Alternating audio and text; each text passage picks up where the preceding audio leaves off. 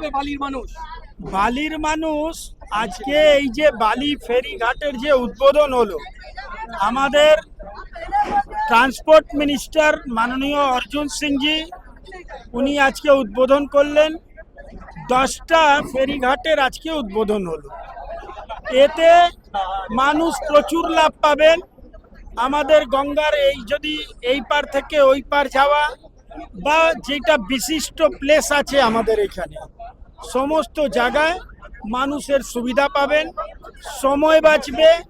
আমাদের যেহেতু খুব কনজেস্টেড সিটি হয়ে গেছে, তো আমাদের এখানে ট্রান্সপোর্টের একটা নতুন আর যদি আমরা ব্যবস্থাকে যোগ করি, তাতে বাংলার হাওড়ার মানুষ প্রচুর লাভ পাবে। এখন আপাতত তো বালি থেকে আলমবাজার, এরপরে কি হাওড়া পর্যন্ত কি সার্ভিস বাড়বে? দেখুন, জেটি হয়ে গেছে, এইবার যদি প্রয়োজন হয় মানুষ যেখানে বেশি থাকবেন, আমাদের মাননীয় মন্ত্রী বলেছেন উনি সমস্ত জায়গায় যদি জেটি থাকে তাহলে লঞ্চ নিয়ে যেতে তো কোনো অসুবিধা হবে না।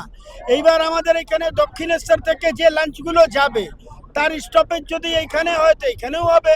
এরপরে আমাদের জগন্নাথ ঘাটেও আমাদের একটা জেটি তৈরি হয়েছে, কিন্তু ওইখানে জল একটু কম আছে, তাহলে ওকে 50 মিটার আর আগে নিয়ে যেতে হবে।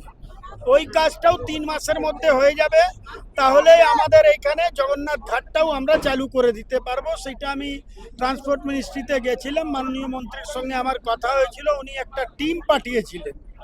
তো 3 মাসের মধ্যে আমরা জগন্নাথ ঘাটেও একটা ফেরিঘাট পাবো।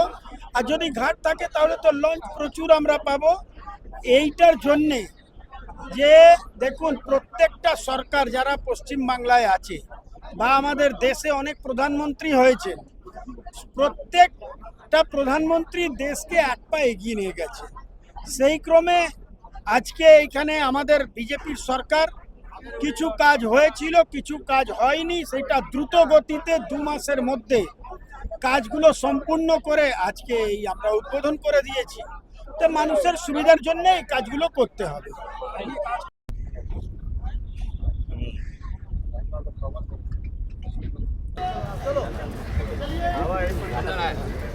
যাচ্ছি